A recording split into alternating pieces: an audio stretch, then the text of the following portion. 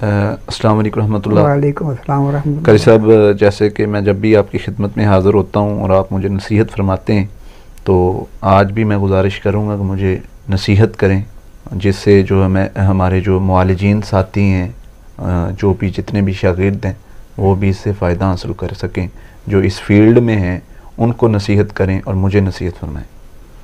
हाँ, पहली बात तो ये तकवा वाली बताइए कि तकवा क्या है कि कोई भी औरत बच्ची आए ना, ये समझना कि मेरी बेटी है, मेरी बहन है, फिर ही आप इलाज कर सकें। अगर कहेंगे गैर महरम है तो इलाज नहीं होगा आपका।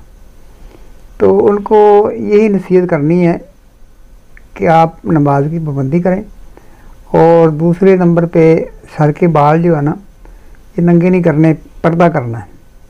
पर्दा साहब से आम चीज़ है कि इंसान जो पर्दा नहीं करता वो लिहाजी हो जाता है। हमारे पास ऐसे केस आते हैं, कई लड़कियों के बाल ऐसे जुड़े होते हैं, तो पर्दा इसलिए ज़रूरी है। आम लोग को भी चाहिए कि बड़े पाबंद तरीके से उनको बैठाओ और अपनी बेटी समझ के, बहन समझ के उनका इलाज करो।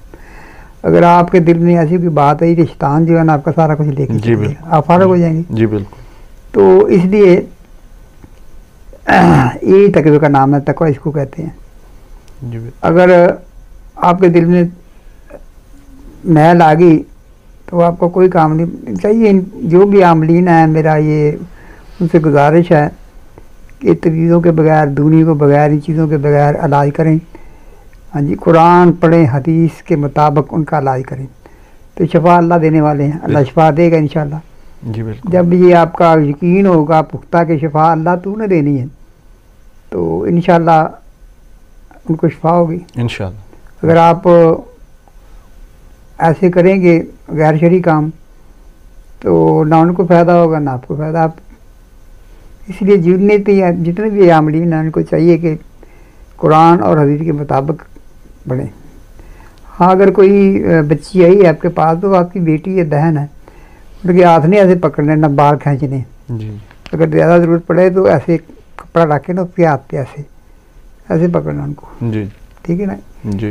ये शरई काम है, जो आपका जिस्म भी उनके साथ ना लगे। जी बेहतर। अगर आप में ना हो कि उनमें कशिश हो जाए, शैतान कशिश डालता है, जी बिल्कुल, तो गुमराह हो जाए आप। इसलिए कपड़ा रख के, अगर ज़रूरत पड़े कपड़ा रख के ऐसे उसका हाथ पकड़ें या उसके महरम को पकड़ाएं।